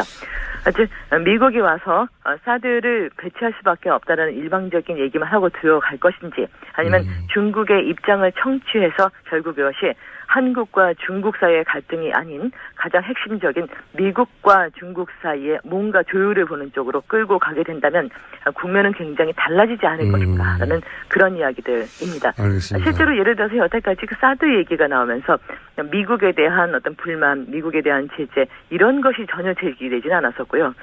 이 사드 배치에 있어서 한국이라는 화두만 부각이 되고 이것이 미국에서 온다라는 것이 별로 얘기는 된 바는 없었습니다. 그렇군요. 자, 전반적인 분위기는 알겠고요. 마지막 질문인데, 이제 그 국내에서 불만은 많이 국내 언론들이 제기하는 비판은 뭐냐면, 이제 중국 현지에서는 정부 차원에서 점점 차근차근 이런 그 우리나라에 대한 경제 제재나 분위기 반전이 반한 쪽으로 흘러갈 그런 조짐이 보이는데도 불구하고 우리 정부가 아무런 대응책도 없고 그리고 계속 중국이 지금 현재 한중 경제 구조상 그렇게 본격적인 경제 제재를 할 수 없다. 이 얘기만 계속 반복하고 있거든요. 이런 우리 정부의 대응에 대해서 중국 현지에서 느끼는 불만이랄까요? 안일함이랄까요? 이런 문제는 없습니까? 네, 일단은 이쪽에서 느끼고 있는 것은 당장의 생존권이 특히 한국의 교민기업은 굉장히 심각합니다. 예를 들어서 우리나라 전체적으로 봤을 때는 어떤 그 무역의 다원화라든지 다른 국가와의 거래를 늘려야 된다 이런 쪽을 이제 선회하고 계시는 것 같은데 현지에 있는 기업은 중국만 바라보고 그런 경우가 굉장히 많기 때문에 일단은 매우 심각한 불만들이 있는 것은 사실입니다. 그래서 어떻게 보면요, 사실상 왜 움직이지 않느냐를 얘기 많이 하다가 어떻게 더 큰 위험성이 있을 것인지 혹은 어떻게 이 문제를 해결해 나갈 것인지 해법을 찾아줬으면 좋겠다는 것이 더 강하게 나타나고 있습니다. 예를 들어서 그 올 10월이 되면요, 그 한국과 중국 사이의 통화 수합 530억 달러 가량이 되는 통화 수합이 만기 도래하는 것이 있습니다. 이것이 자연 소멸될 것인지 아니면은 더 연장이 될 것이냐에 따라서 이것이 단순 대중 수출, 중국에 대한 사업을 하고 있는 기업에만 영향을 미치는 사안이 아니라 통화 수합이 530억 달러 정도라면 우리나라 전체 외환 보유액이 약 3천억 달러 정도 수준이라고 제가 알고 있는데 그러다 보니 굉장히 큰 규모에서 금융적인 커다란 그 외자에 대한 부담을 줄 수도 있는 그런 사안들이 있습니다. 이제 해야 될 일은 지금 있는 보복이 얼마나 부당한 것인지, 얼마나 그 현재에서 아픔을 겪고 있는지 그것도 물론 알아주시면 너무 감사합니다만 앞으로 있을 수 있는 중국의 제2, 제3의 방향은 어디로 갈 것인지를 미리 좀 전망을 하시고 그것에 대해서 대처를 하고 이것에 대해서 적극적인 조율을 노력을 해주셨으면 좋겠다라는 것. 그리고 미중 간의 정상회담을 하게 됐을 때 이 사안이 반드시 논의되도록, 그러니까 우리가 하나의 완전한 타격의 대상이 아닌, 사실 이 힘의 구도가 어디에서 출발했는지를 명확히 미국과 중국 사이에서 대화가 이루어질 수 있도록 우리가 미국과 잘 소통을 해야 되는 것이 아니냐. 지금 교민들이 굉장히 많은 관심을 갖고 있는 것은 이 부분, 즉 어떻게 미래에 더 심각한 문제가 있을 수 있는 것인지, 이 문제를 해결하기 위해서 지금 우리가 활용할 수 있는 최대한의 노력이 무엇인지를 좀 더 생각해 봤으면 좋겠다라는 모습입니다. 네. 말씀도 잘하시고 목소리도 좋고요. 저희가 앞으로 자주 연결할게요. 네. 기다리고 있겠습니다. 그리고 좋은 소식 많이 준비하고 있겠습니다. 알겠습니다. 한마디로 앞으로 정부가 어떻게 할 건지 대책 좀 알려달라는 말씀으로 저는 이해했고요. 자, 오늘 여기까지 하겠습니다. 감사합니다. 감사합니다. 배경이었습니다. 네. 지금까지 이재민 통신원이었습니다. 자, 불친절한 AS. 오늘 또 신기록 세워나요. 홍준표 도지사 인터뷰 반응이 또 폭발적으로 많습니다. 궤변 홍준표가 되었네요. 이런 반응도 있고. 또 인터뷰는 재밌었어요. 네. 재미의 종류는 여러 가지죠. 네. 이런 분들도 있고. 태극기 집회, 저는 친박 집회라고 봅니다만은 갔다 오신 분들 문제가 또 있네요. 네. 친박 집회 갔다가 귀가하시는 어르신들 중에 태극기를 감춰야 한다. 아들이 보면 안 돼. 하는 어르신들을 자주 봅니다. 저는 광역버스 기사입니다. 네. 버스에서 그런 말씀 하시는 분들 만나보네요. 저희 친정엄마가 순복음교회 교인인데 목사님께서 나라를 위해 기도만 하러 갑시다. 라고 얘기해서 신도들은 잘 알지도 못하고 동원됐다. 이런 문자도 있습니다. 네. 오늘 접속 지원에 대한 불만도 많습니다. 네. 튕긴다, 끊긴다, 잘 안 들린다. 이런 날이 있어요. 저희는 왜 특정 날에만 이럴까 의심하고 있는 중입니다. 네.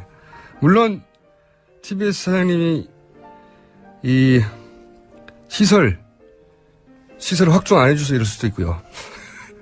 원인이 파악되는 대로 알려드리겠습니다. 자, 오늘 여기까지 하겠습니다. 르몽드 디플로마티크. 괜찮죠? 네. 네. 한때 편집장, 이젠 편집위원 임상훈 위원님 나오셨습니다. 안녕하십니까? 네, 안녕하십니까? 예, 인문결 연구소 소장님이시기도 합니다. 자, 오늘은 주제가 뭡니까? 우리 지난 시간에 가짜 뉴스 이야기를 했었죠. 네. 그 이야기가 완전히 마무리되지 않았고, 완전히 마무리 안 된 채 끝난 거 되게 많아요. 네, 그렇죠. 그런 거 많은데 특히 이번 네. 거 같은 경우에는 워낙에 지금 굉장한 큰 이슈가 계속 되고 있고, 전 세계적으로도 마찬가지입니다. 우리나라뿐만 아니라 지금 이 가짜 뉴스를 둘러싸고 그 언론사 그리고 네. 이제 뭐 그 각국 정부들도 마찬가지고요. 굉장히 그 대책 마련이라든가 여러 가지 이야기들이 계속 끊이지 않고 나오고 있기 때문에 한번 이 얘기를 다시 한번 마무리를 지어봤으면 해서 또 가져왔습니다. 가짜 뉴스는 지난 미 대선에서 맹활약했었죠. 네, 그렇죠. 친 트럼프 뉴스로. 네, 맞습니다. 근데 이제 사실관계를 확인해 보면 대부분 사실이 아닌 뉴스. 네. 그래서 이제 지난 시간 같은 경우도 제가 이제 주로 어떤 말씀을 드렸는지 기억을 해보면은 우리가 가짜 뉴스다라고 해가지고 이제 굉장히 심각하게 생각을 하는데 오늘도 다시 이야기가 나오겠습니다만은 우리가 길게 어떤 그 역사적인 그런 어떤 맥락에서 보자면은 그렇게 뭐 우려할 만한 물론 가짜 뉴스를 생산한다는 양산한다는 그 자체는 나쁜 거죠. 그거는 없어져야 근절돼야 되겠지만 어떻게 해서 이런 현상이 나오게 된 건지 전체적으로 보면은 그렇게 우리가 비관할 일은 아니다 이런 이야기를 드렸었는데 그 이야기도 오늘 좀 드리고 싶고요.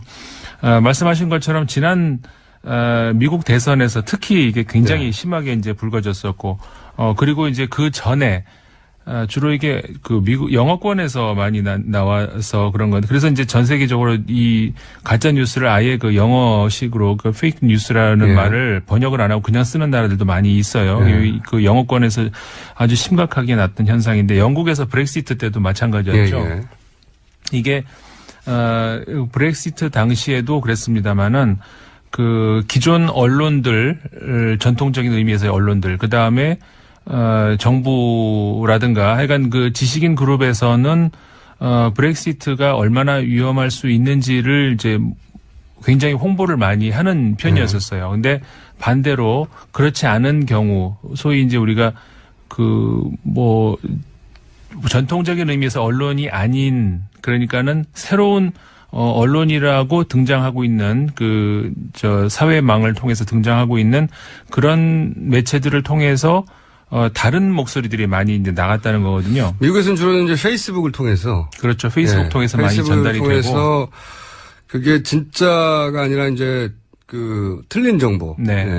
다른 정보가 아니라 틀린 정보에 기반했는데 그것이 공식적인 뉴스처럼 페이스북사에 유통이 되고, 그게 흔히 전통 매체 뉴욕타임즈나 그런 매체들보다도 더 많이 회자됐던. 그렇죠. 그래서 그게 이제 선거에 미친 영향이 지대하다. 이런 평가가 있었고, 그 덕분에 트럼프가 당선됐다까지 분석하고. 그런 평가가 있죠. 그래서 미국의 한 그 매체의 보도에 따르면은 그 대선 직전에 3개월 동안 독자들이 가장 많이 봤던, 가장 인기가 많았던 20개의 그 뉴스를 이제 꼽아봤어요. 근데 이게 20개의 가짜 뉴스, 그 다음에 20개의 그 전통적인 보통 우리가 흔히 말하는 그 언론에서 나온 20개의 그 진짜 그 뉴스 중에서 인기 뉴스. 이렇게 비교를 했는데, 그 전통적 의미에서의 그 언론에서 나온 20개의 그 인기 기사보다 그 가짜 뉴스 20개가 조회수가 더 많았다. 훨씬 더 많았다. 그리고 반응의 그 어떤 정도도 훨씬 더 좋았다는 거죠.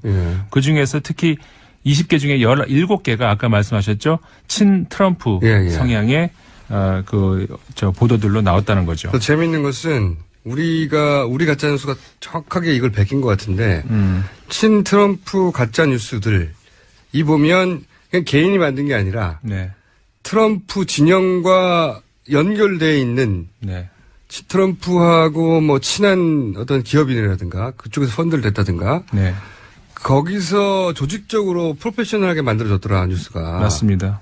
뭐 대표적으로 예를 들어서 이제 프란시스코 교황이 트럼프 지지를 발표했다. 이게 굉장히 큰 반응을 얻었었어요. 말도 안 되는 건데.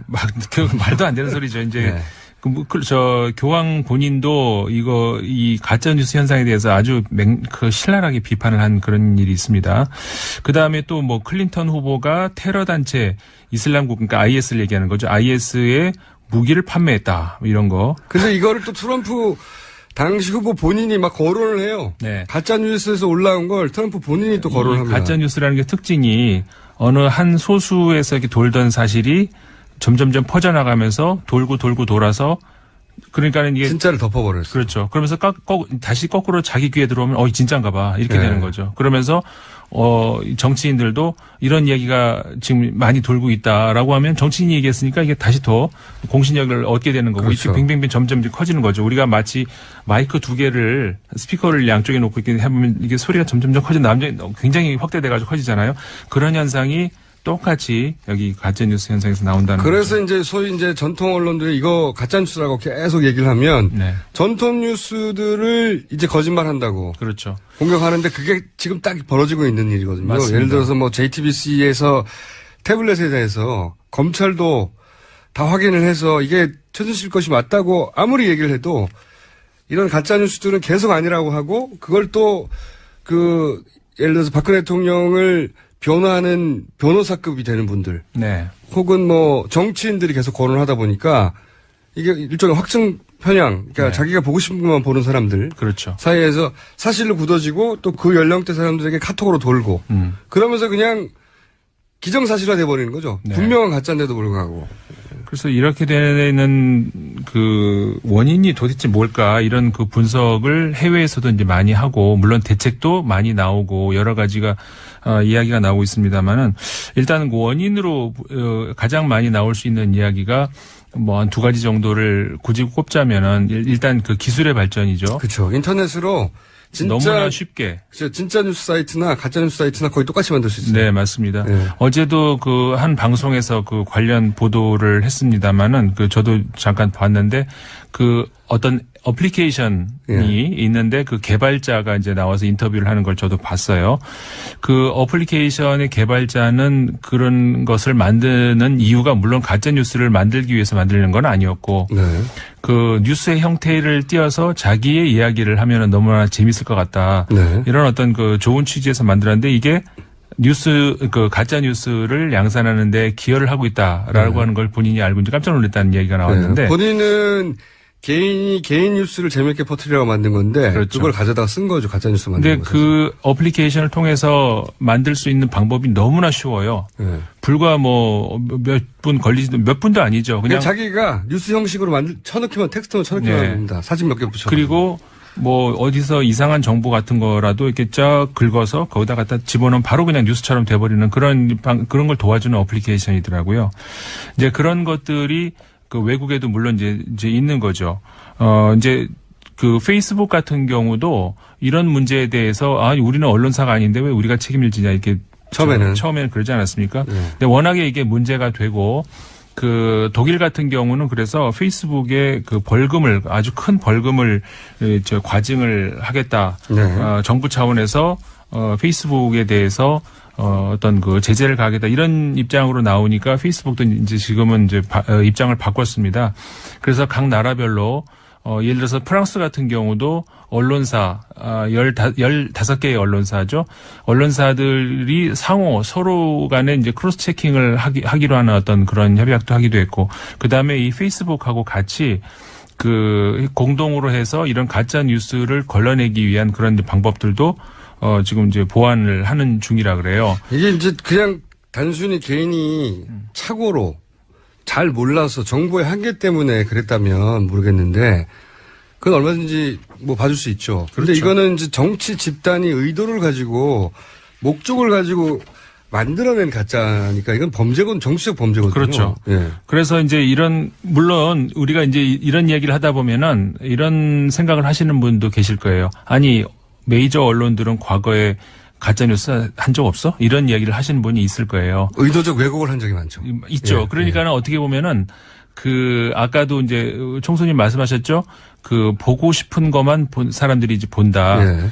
그게 이제 왜 그렇게 됐냐면은 과거에는 정보를 만들어내는 것이 거의 그 획일화, 그러니까 일부 소수 언론들만 권력을 행사하는 그런 독점적이었는데. 그런 장 아니었습니까? 그렇기 때문에 그 시민들 입장에서는 정보를 얻을 수 있는 소스가 극히 제한돼 있었고 네.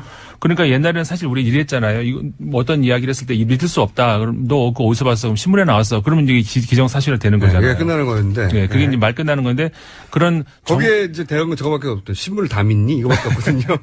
근데 옛날에는 신문을 다 믿을 게 신문밖에 없었으니까. 그렇죠. 근데 지금은 거기에 대해서 이제 시민들이 좋게 얘기를 하자면은 거기에 대해서 이제 반항을 하는 거예요. 그러니까는 그 메이저 언론사들에 대해서 왜 너희들이 말하는 것만 사실이냐. 거기에 대해서 믿을 수 없는 것들도 있다. 이렇게 이제 어떻게 좋게 얘기했을 때는 정보의 민주화라고 할 수가 있는 건데. 이제 개인 미디어가 발달하고. 그렇죠. 한 20여 년 전부터 그런 개인 미디어를 꾸준히 발달해 왔죠. 네, 이미 그 메이저 언론사들에 대한 비판은 미국의 촘스키라든가 많은 이제 학자들에 의해서 이제 제기가 되긴 했었죠. 근데 이제 그런 것들이 좋은 방향으로 나갈 수 있었는데 그리고 저는 이제 앞으로 미래 사회는 좋은 방향으로 이게 어떻게 보면 정보의 민주화로 나갈 수 있을 거라고 봐요. 근데 이제 그런 과정에서 이제 어떻게 이런 부작용이 나오고 있는 건데 그래서 이제 미국에서도 이 몇 가지를 이제 구별을 해요. 이거는 미국에서 구별하는 게 아니라 제가 이제 르몽드 신문에서 프랑스에서 본 건데 그러니까 가짜 뉴스랑 그러니까는 영어로 이제 fake news 말고 false information. 그러니까 이걸 굳이 우리말로 글쎄 허위 정보 이렇게 할 수 있을까요? 그러니까 이 구별을 하는 또 이것도 필요한 것 같은데 예를 들어서 이제 언론사들도 어떻게 하다 보면은 고의가 아니라 잘못 언론을 잘못된 정보를 전달할 수도 있잖아요. 네. 고의는 아니지만 어쨌든 실수는 실수죠. 그래서 이제 크게 어떤 오보가 나오는 그런 경우도 있는데 그래서 그런 경우하고 달리 아까 말씀하셨죠. 오보와 가짜뉴스를 구분해라. 그렇죠. 구분을 네. 해야 된다. 가짜뉴스 같은 건 분명 의도를 가지고 정치적인 거죠. 정치 목적을 가지고 네. 하는 이런 것이 그 의도가 그 다음에 또 하나 구별을 해야 되는 것이 뭐가 있느냐. 빨리 구분해 주셔야 돼요. 20초밖에 그래요? 안 남기 때문에. 이제 알터너티브 팩트라고 해가지고 그러니까는 대안적 사실이라는 말이 지금 또 나오고 있어요. 만들어낸 말이죠. 네. 이거 이제 미국의 트럼프 진영에서 만들어낸 네. 그런 말이거든요. 그러니까는 진실에 대해서 사실은 복수가 있다. 예를 들어서 어떤 사실이 아니다라는 걸 들이대면 그건 너희들 사실이고 우리들 사실은 다른 것이다. 말도 새로 만들어냈어요. 그러면서 알터너티브 팩트라고 그런 말을 만들어냈어요. 이거는 미국 백악관 쪽에서 만들어낸 그런 말인 거죠. 그것도 거짓말입니다. 자, 그러니까 인터넷 강점을 정치적으로 악용하고 있는 사례인데 이 사례는 제 생각에는 다음 주에 한 번 더 해야 될 것 같습니다. 아이고. 네. 지금까지 임상훈 의원이었습니다. 저는 김어준이었고요. 내일 다시 뵙겠습니다. 안녕.